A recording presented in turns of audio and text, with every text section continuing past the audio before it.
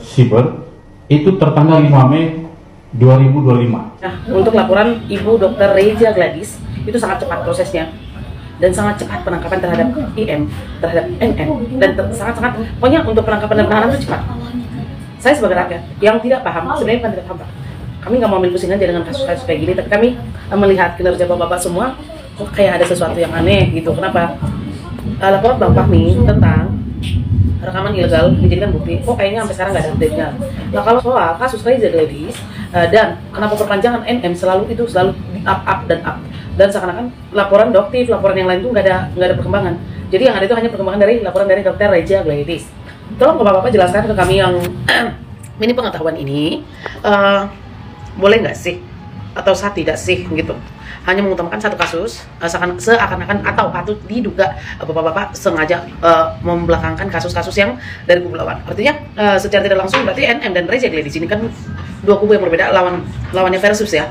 Tetapi yang dari Dr. Reza Gladys itu perkembangannya cukup cepat untuk menahan Nikita Mirzani. Dan jika ada laporan dari lawan dari Dr. M, sampai sekarang update-nya itu kok kayaknya nggak ada konferensi persnya, Pak. Contoh laporan Bang Fahmi, yang kedua laporan dokter detektif ke si SSI itu udah sampai mana gitu. Kami di sini hanya minta, Pak, walaupun kami rakyat Indonesia nggak pintar-pintar paham soal hukum, tapi jangan makin dibodoh-bodohin dong, Pak, biar kami sedikit paham gitu soal hukum ini, biar kami semakin cerdas gitu. Jadi kami juga jadinya kan kayak gini ya, maaf, Pak, banyak loh rakyat yang semakin tidak percaya dengan kinerja kalian. Seakan-akan kasus ini kalian paksa supaya bisa P21. Sementara kejaksaan sudah 2 kali nolak, harusnya jadi apa ya, pertanyaan gitu kalian, apa memang layak dari ini kasus ini untuk dijadikan pidana? Apakah ini bagian dari perdata seharusnya gitu? Saya rasa bapak-bapak semua jauh lebih pintar dari kita gitu. Sayang, Pak, mohon maaf nih, kita berandai-andai aja dulu. Sebagai rakyat wajar ya kita berandai-andai. Seandainya saudara IM dan NM tidak terbukti bersalah nanti di pengadilan, apa yang akan kalian lakukan? Kalian sudah melakukan penahanan sebegitu lamanya, memisahkan seorang NM dengan anaknya. Padahal ya, NM itu bukan pelaku koruptor yang merugikan negara triliunan rupiah. Harusnya juga dia bisa di penangguhan penahanan, tapi kalian tidak ACC, ya kan?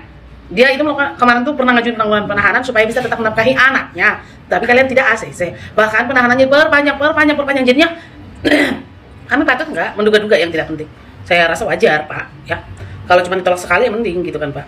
Lah P19 nggak P21, sampai kapan baru P21, Pak? Dia udah berapa lama? Printer banget lagi. Katanya untuk penahanan dari pengadilan itu 60 hari, baru diambil 30 hari. Masih ada sisa 30. Terus diambil lah, contoh misalnya nggak lengkap lagi itu berkas, diambil yang 30 hari itu, Pak, ya. Terus nggak terbukti juga gitu. Terus kalian berarti udah jelas melakukan kesalahan dong. Ya sebenarnya benar sih, uang prestasi itu haknya si Nikita gitu ya, Pak. Kalian mau nggak sih? Ya, kalian yang ada di kasus ini, penyidiknya, polisinya semua, mau nggak menjalani hukuman penjara seperti yang dia lakukan? Ayo. Jadi janganlah mengajari rakyat Indonesia, Pak, untuk memaksakan sebuah yang nggak bisa itu menjadi bisa. Jadi rakyat menduga-duga yang enggak gitu loh, Pak. Jadi saya mama sih, saya dari segi ibu-ibu aja mikirnya, dia punya anak, kalian paksa pisahkan dengan dalih-dalih yang aneh-aneh yang nggak masuk logika, dan dia mengajukan penangguhan, kalian tidak ACC dengan yang nggak masuk logika juga. Sementara kalian tahu dia itu punya pengacara yang bisa istilahnya jadi penangguhnya, dia juga punya rumah jelas, warga Indonesia yang jelas alamatnya, anaknya miskin jelas, untuk melarikan diri itu yang nggak akan mungkin, karena kalian bisa melakukan pencegahan sebelum itu terjadi ke transmigrasi, apa ya, imigrasi ya, ke imigrasi, ke kepolisian, ke pihak bandara, ke pihak manapun yang ada hubungannya dengan melarikan diri. So what's wrong, Pak Polisi? Komen lah ya, belajar untuk jangan berusaha untuk menutup sebuah kebenaran hanya untuk membela sesuatu yang belum pasti depan mata. Kami berharap, kami rakyat Indonesia berharap kebohongan dari dokter-dokter yang nama ini melakukan kebohongan penipuan seperti yang dituduhkan banyak orang ya, ada yang melakukan klaim apalah segala macam, terus itu BPOM nya ditutup apa segala macamnya, bisa langsung kebuka nantinya. Seandainya saudara NM tidak terbukti bersalah, dan saya yakin polisi yang menyidik sekarang nggak ada yang berani menjalani hukuman. Mau taruhan berapa paling minta maaf, tapi itu nggak cukup, Pak, ya. Tolonglah kalian tuh mengayomi semua rakyat Indonesia, bukan satu orang aja, oke? Salam hormat, salam waras buat bapak-bapak semua, selamat bertugas, semoga ada kabar baik.